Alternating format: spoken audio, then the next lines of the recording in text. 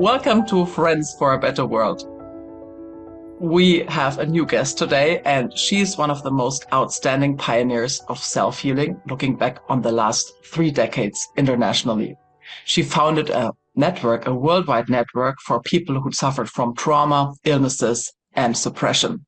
I'm very honored to have Brandon Bass here for Friends for a Better World. Welcome, Brandon. Nice to have you here. Thank you, and a heartfelt welcome to everyone watching. And I'm so delighted, and I feel deeply honored to be here for your Congress that you're offering. Well, Brandon, you have a very, very outstanding story that you turned into a method for so many people that help people to evolve, to go on their inner path. And the beginning of this path was that a tumor was diagnosed and you knew that you have something as big as a basketball inside your belly, which is like even just the imagination is incredible. But what you did was you turned this moment into something very great. You helped so many people. So do you remember how you felt in the very moment when you got this diagnosis? Oh, I very much remember that.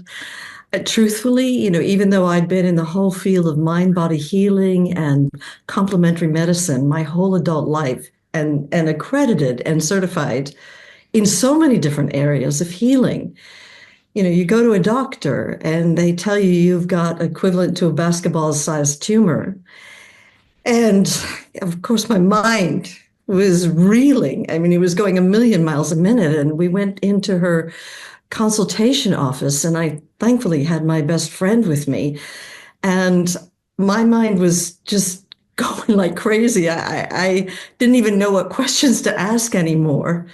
You would have thought I would have taken that news, being in the health field myself, that I would have taken it with some sort of calm, but my heart was pounding through the roof. And the more she spoke, the doctor spoke, the more dire she was making it sound. And she said that I was bleeding internally.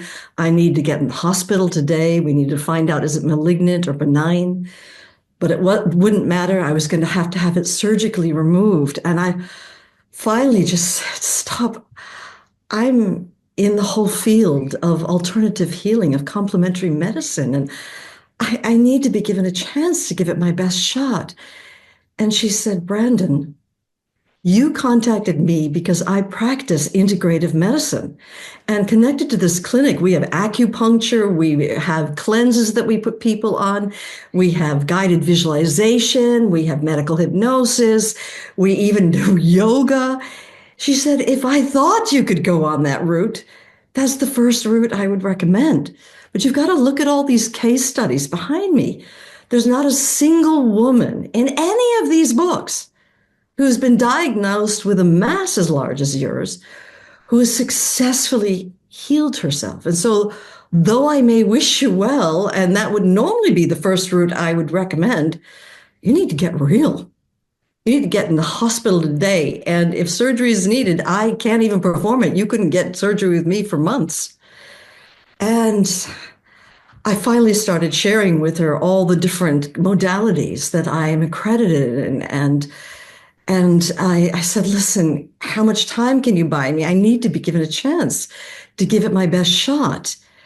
And finally, after, talking for another 20 minutes to half an hour, she finally agreed that if I could get the bleeding to stop over the next 3 days, then she would give me 1 month to give it my best shot. But if I wasn't significantly healed in that period of time, I needed to come back in and have something done that didn't feel right for me, to have it surgically removed. And I agreed to this because, at this point, I'm scared for my life. And I remembered leaving her offices. And at this point, my heart's pounding so hard, I can hear it in my ears. And my mind's going a million miles a minute.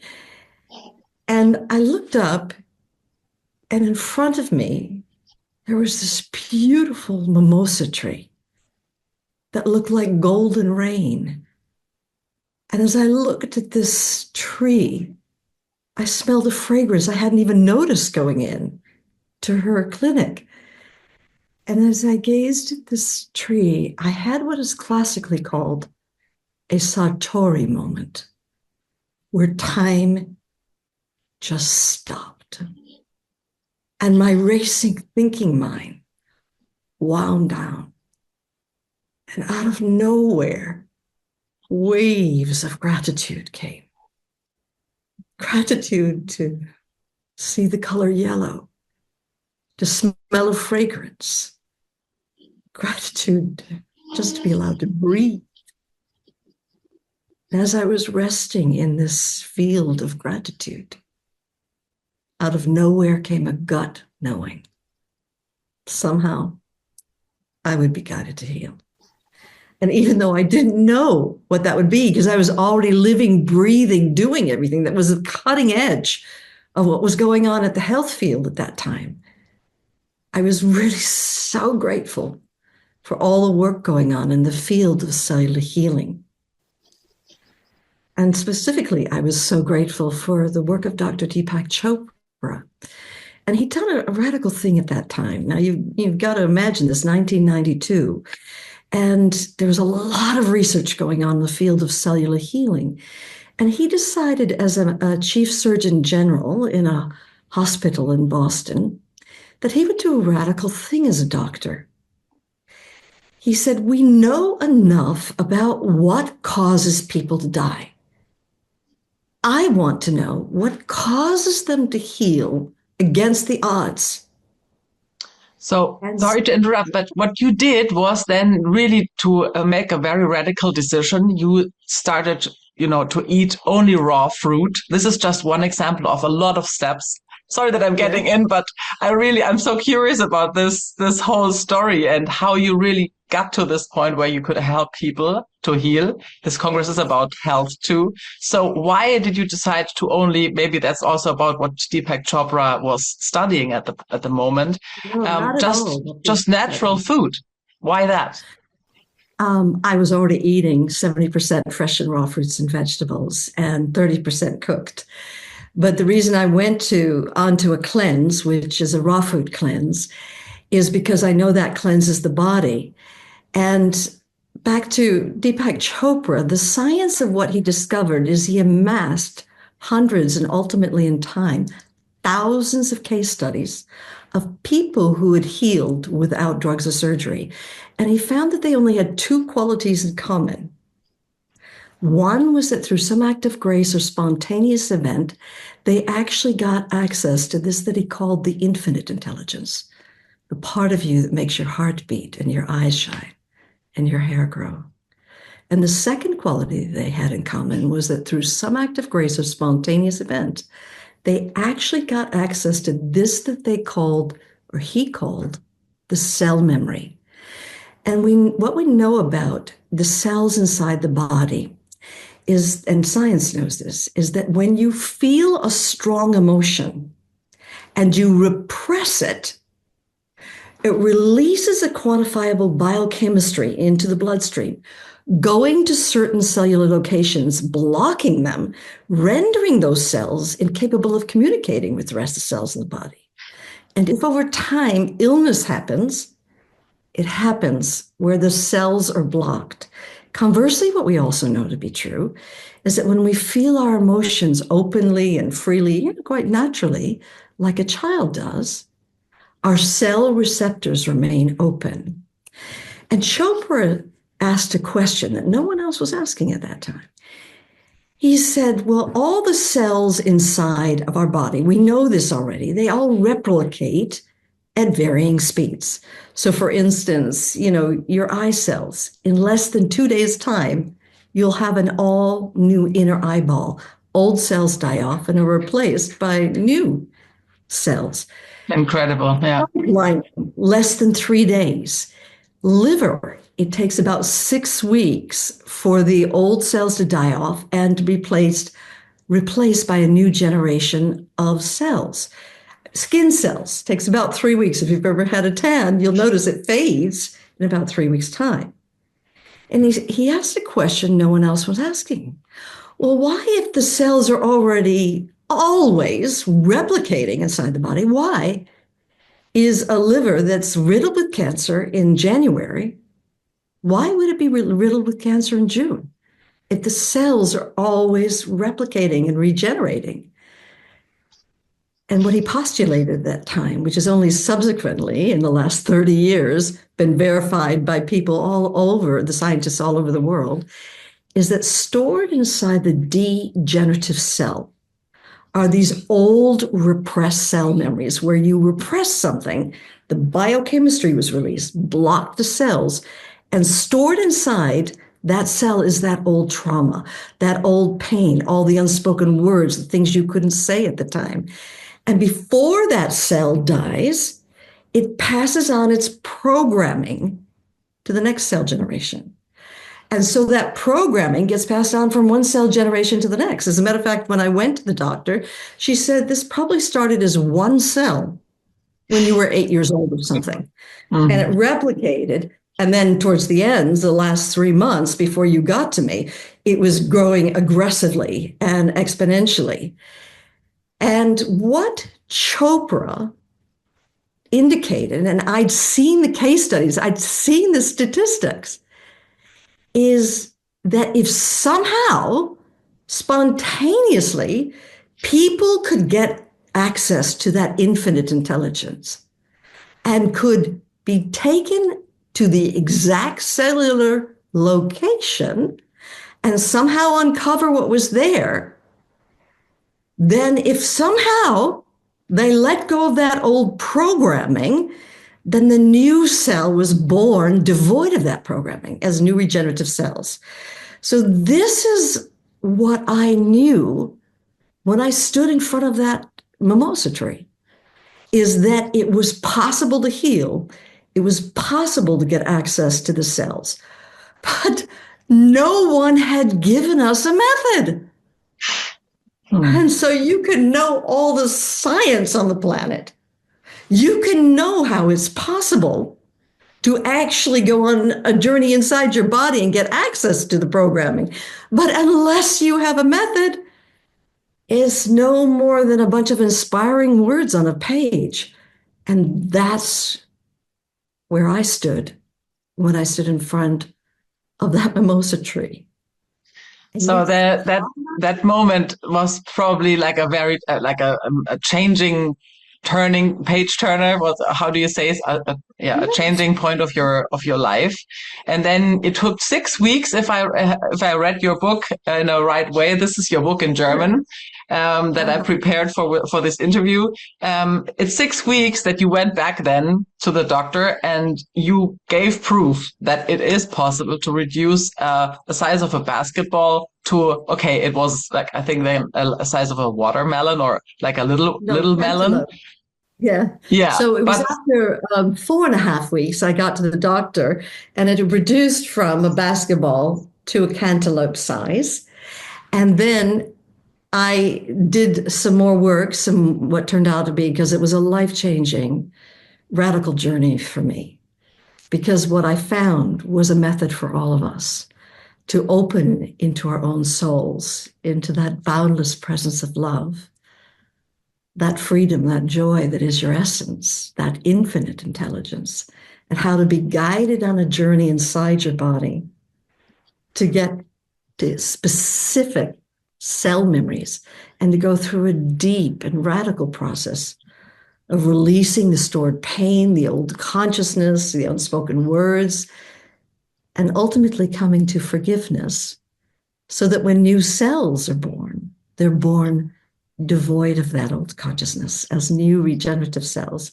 And so it was actually 6.5 weeks after I first got the diagnosis that I ended up in Cedars-Sinai Hospital in LA. And they did, I think, about 38 pictures and of scans. And the doctor came to me with a textbook.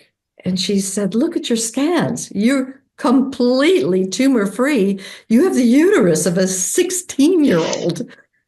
And, what you know, did it's you very do to do kind. this, Brent? Everybody wants to know what exactly did you do it. I know it's an easy question and a big answer. It's more than this one book. It's I think it's five or six books that you wrote, and those Yeah. were translated in so many languages. But of course, that's the question. What did you do? Part of my own life-changing journey began with what you mentioned about I didn't have a method as soon as I was diagnosed. And so I did everything I did know how to do. I went on a cleanse of fresh and raw fruits and vegetables. I took herbs for cleansing. I took homeopathics. I had cranial visceral massages and acupuncture done, and I was colonics done every other day. I mean, I was on a radical cleanse. And after about 3 weeks into my healing journeys, I was looking radiant from all this amazing work I was doing. But my stomach was still as hard as a rock and stretched taut like a drum. And I called an oncologist friend of mine and in Berkeley, and I said, listen, we've both studied with Chopra, but there's no one out there with a method. How do you get access to the infinite intelligence? And how do you get access to the actual cells? And he said, well, I've not come across anyone who has found a method yet. But he said, I go to a massage therapist up in Berkeley, and sometimes emotional things come out that are buried deeply. And so it was while I was getting a massage from this massage therapist that I was then spontaneous. And it was like a download from grace, guided directly inside that tumor, where I got access to the actual cell memory that was stored there and went through a profound life-changing process of releasing what was there. And it was a memory of childhood abuse, God knows, as a therapist and being in this field my whole life, I'd done so much work on it. And I thought, I've already got this issue handled. My mind was saying that, but my body was saying, well, you may think you've got it handled, but you haven't really. And so part of my healing journey was uncovering a means for all of us to really open with what's stored in there, go through a deep process of release, letting go, understanding what's taken place with us in our life, and ultimately forgiveness. And something radical happened to me when I was forgiving.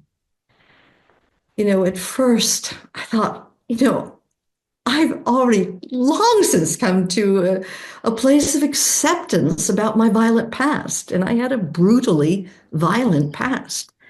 And so my mind was saying that as a therapist. And yet my heart was communicating something else.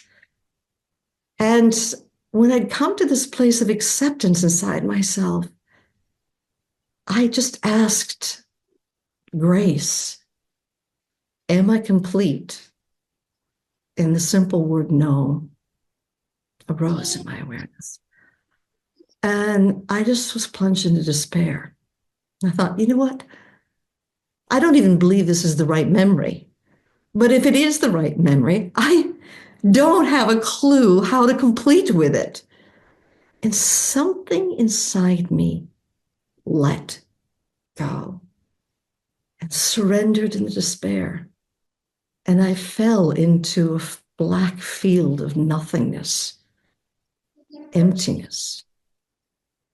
And as I let go in that, it was like pinpricks of light started flooding this nothingness until the whole room was suffused with light. And out of this time where I was just bathing, resting in this field of peace, of love, of light, a simple prayer arose. How to complete? I didn't expect an answer. At the most unexpected moment, the word forgiveness arose. And immediately, my know-it-all, therapist thinking mind said, what difference could that possibly make? And then my heart said, what have you got to lose by at least trying to forgive? And when I attempted to forgive, it hurt because I'd created this whole noble identity called Brandon, the compassionate therapist who'd come to understand her violent past. And I had to step down off my own self-made pedestal and face down 30 years of pride, dressed up as compassion. And it hurt to face down that much pride. But finally I did. And my heart opened wide. And the forgiveness just came pouring out. And it was while I was forgiving that I realized, you know what? That tumor has never been clinging to me. I've been clinging to it. And I realized that there was some miraculous force in forgiveness. That in forgiving, that's when I finally gave up my blame game, dressed up as compassion. And my story of pain, it was over.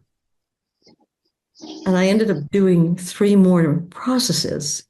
And by the time I got to Cedars-Sinai Hospital, my stomach was, shrinking. And then I got there and there was no evidence of it left.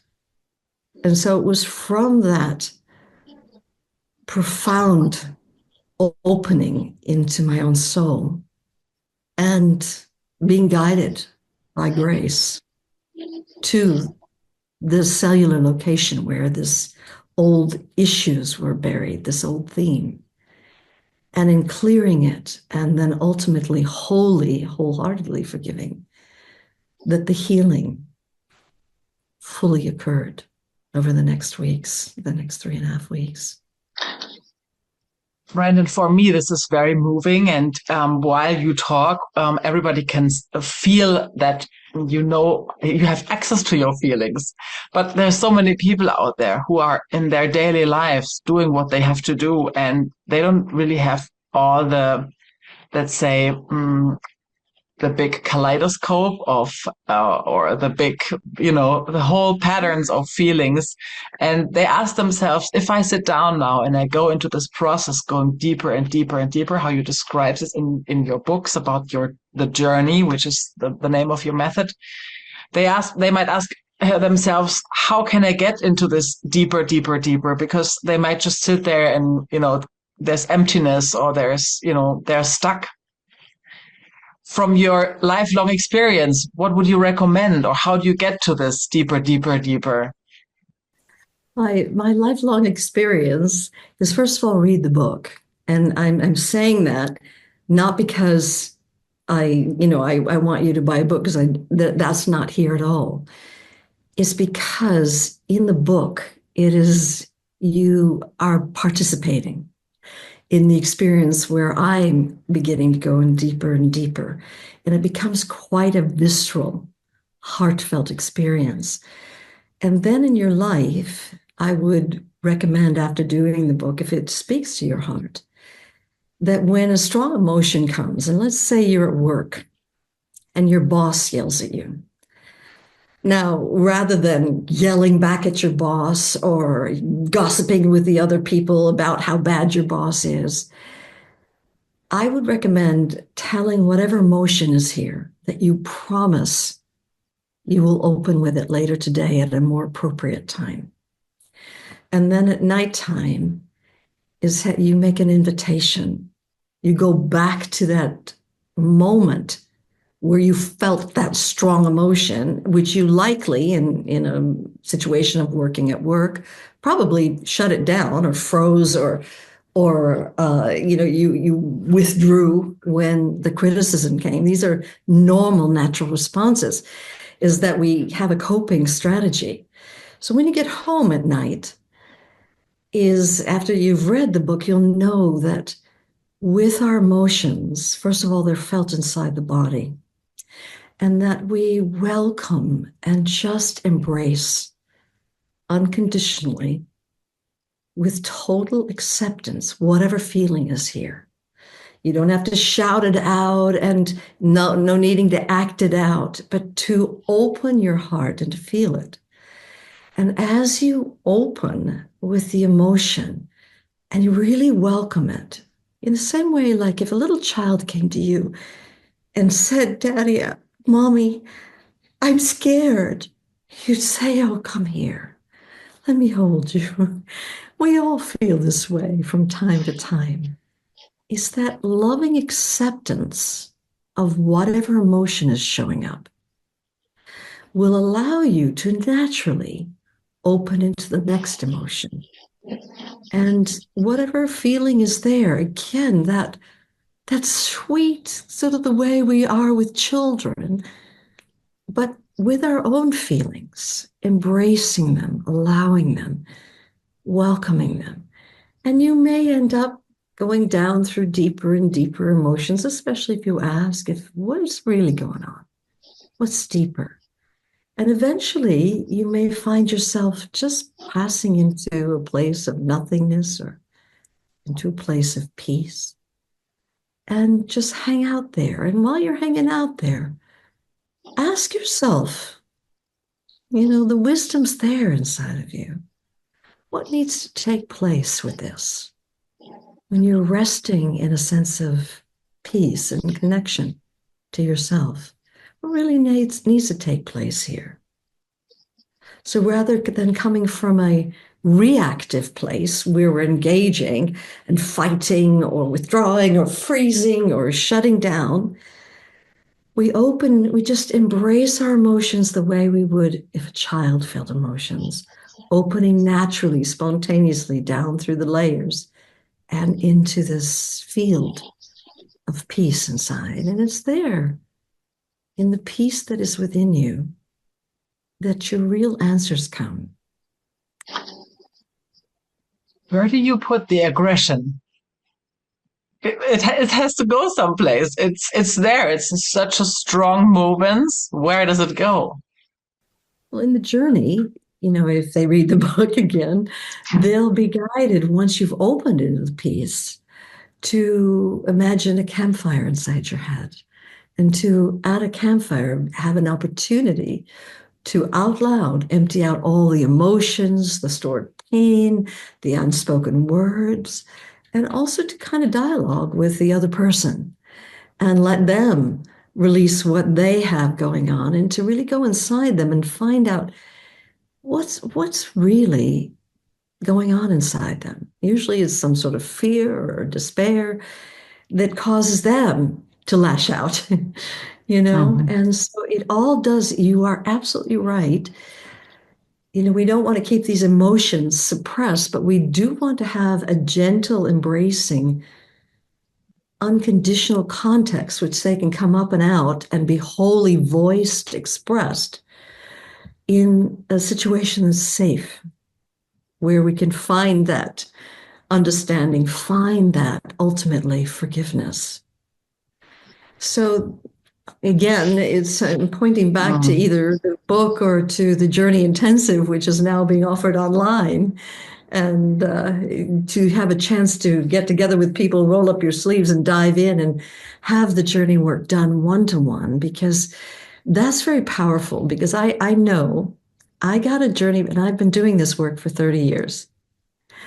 And it's available now in 39 countries and in 22 languages. Wow. So I've worked with hundreds of thousands of people.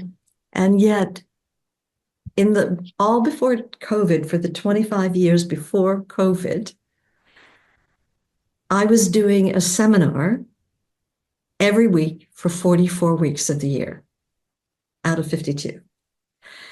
And before I ever stepped on stage, every week, I got a journey process. I never wanted to be so arrogant as to say I've got it all handled. Yeah, I I know understand. there's more than one cell memory stored inside this body. And I feel it's a privilege to clear whatever lampshade I've put over my light, to clear whatever's holding me back, whatever limits me, so that this natural joy, this love of life, this peace can live my life. I mean, I'll be a student of life till the day I die. It's the reason I called it the journey, because it's not like you do one process and you're fixed for life. It's an ongoing journey with your own soul and clearing away the layers of the lies and the shutdowns, the limitations, so that this natural, radiant love that is your essence Mm. can live your life. Wow. Well, we live in a very special time at the moment, Brandon, and you already just mentioned how your method went around the globe. We face so many challenges at the moment, and I think it would be very interesting and probably also inspiring for all our viewers to hear how do you see this situation at the moment? How do you experience it at the place where you are at? Maybe you tell us where you're at the moment. In myself or in the world right Well, just now? now geographically. Geographically, I'm in Australia at the moment, Okay. Okay. and I live in Greece about 8 months of the year, and Hmm. so in Europe, because I would say 85% of our grads are from Europe, and I've lived there for the last 30 years. So not in Greece, but in the UK. I'm married to a Brit, and so anyway, in the world, what's been inspiring to me, one of the things that's happened with the world and with medicine, and people should know this, that these days, I first started out working in cancer centers and with medical doctors and nurses with this work because we get to the emotional corollary of what's happening with this co-created the illness. And so, for instance, in Israel, there are three hospitals where, let's say you get a heart attack, and of course you want to go to the doctor. You get a heart attack and you get your surgery done. And for a week after surgery, you go into a recovery center where they use the journey to help you get access to the emotional root cause of what co-created the illness in the first place, the heart disease. They also have one for oncology, another hospital. And again, they're using the journey to get to the emotional root cause of what's co-created the cancer, and another hospital for multiple sclerosis. And they're finding, they did a 5 year set of case studies with the patients, following the patients who underwent the journey, and they found that their heart disease is not returning, the cancer is not metastasizing, and the multiple sclerosis, people are starting to walk again, even though they were told they would be crippled for their life. They're walking again and moving again, and they follow these patients. They're actually turning it into a Netflix documentary. It's just scientists talking about the work. The reason I'm sharing this is when the whole war in Israel happened, one of the journey practitioners owns these three hospitals, and immediately those hospitals were turned into trauma care. And for all the children on October 7th who lost their parents, who were now orphaned, and they were being taken care of there. And 17 different trauma centers are going on to this day, so that we're helping people clear the trauma that is ongoingly experienced. And in the journey, we're a humanitarian organization. We have no side taking going on. We're just here to help people heal the suffering that is taking place. And so, with Wow. all that's going on in the world, I feel like more than ever, the journey is needed in a very real way. Not to help people just heal from physical illnesses like heart disease or cancer or multiple sclerosis, although many, many, many other diseases have been healed by using the journey, but to get to the emotional root cause of what is creating our knee-jerk reactions. I've driven in Germany, and on the motorways, people can be flying fast in those places without a speed limit, and it can happen that someone just cuts you off, and out of nowhere, up comes the rage. Now, the person who cut you off, they didn't stick that rage. They didn't come in the middle of the night and stick the rage inside of you. The rage was already there. All that they did was push your button, and up Mm. came the rage. And all of us have these emotional issues stored inside our body where we have what is called a knee-jerk reaction, automatic, involuntary reaction. And so that is always an invitation to go inside the body and to find out what's really going on here. You That guy just in the mentioned car. what the experience in German streets, and this is something that we really have here when you come from somebody comes from abroad. I had friends over from the States in the summer, and they said, "Oh my God, I'm kind of shy to drive on German streets because it's so quick and it's so fast and it's really aggressive." Let's go. Let's talk on another level about this. Do you have a recommendation for us in the German-speaking countries at this moment, in this time where we have so much crisis? Also, we have a responsibility, I think, here in the German-speaking area because we were the divided country in the West and the East. We were reunified, and now we have all those divisions in society. So what would be your message to us?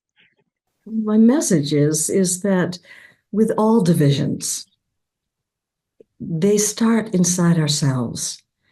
I can remember I was in the eastern part of Germany and I was giving the Journey Practitioner program. And we had 8 different languages being translated there. But there were 38 people from Israel, Hebrew speakers, 78 German speakers, among all the other, we had, I think, 380 people there in the room from the different countries, French and Italian and American and Japanese and la la la la. And I could feel this division that you spoke about. Now, in this particular way, it was the Germans looking at the ground and not interacting with the Hebrew speakers, which were on the other side of the room. And no one knew how to bridge this gap. And I finally said, okay.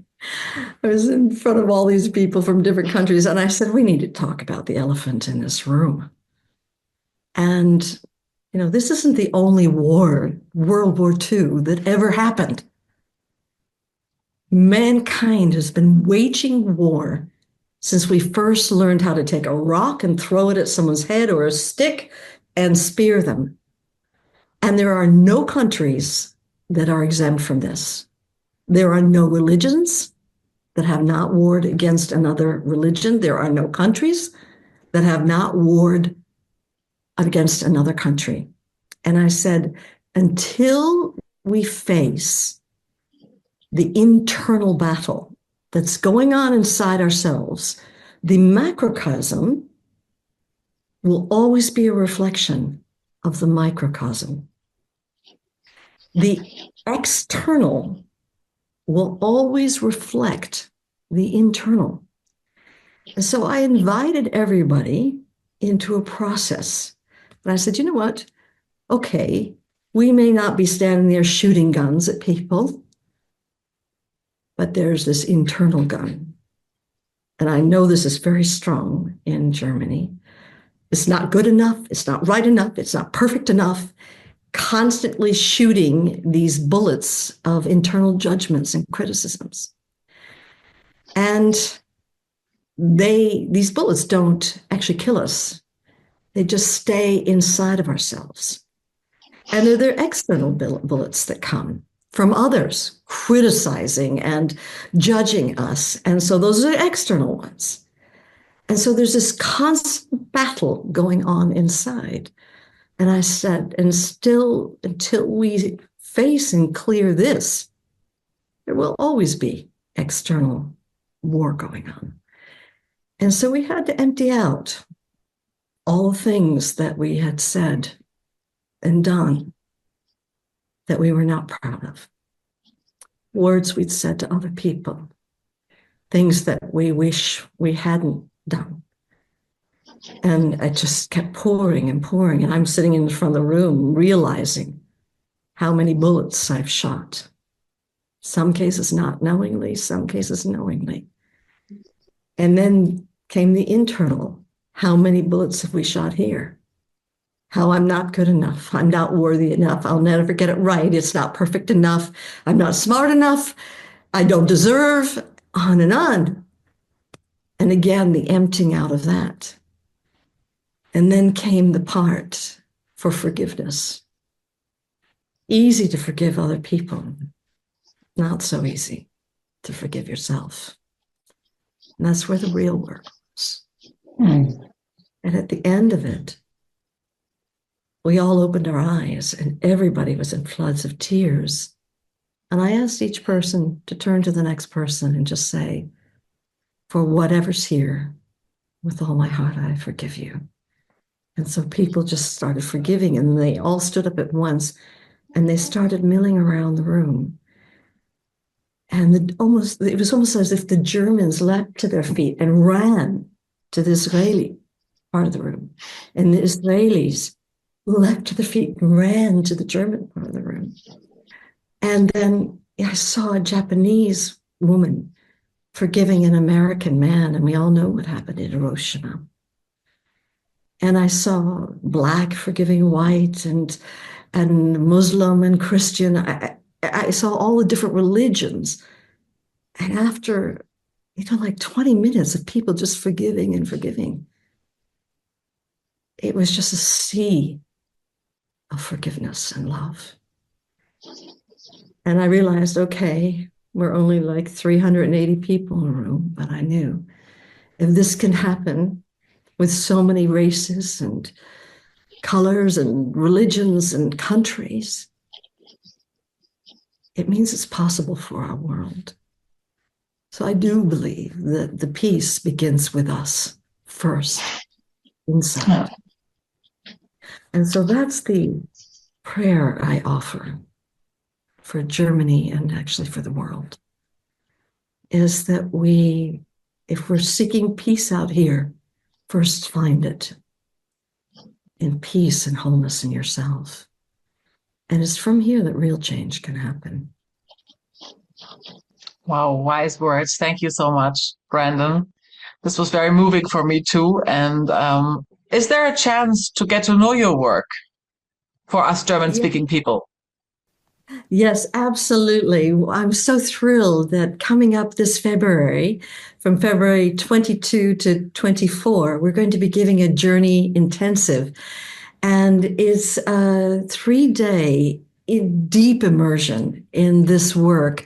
And it will all be done in German language with Bettina Halifax, who's been with me since 2003.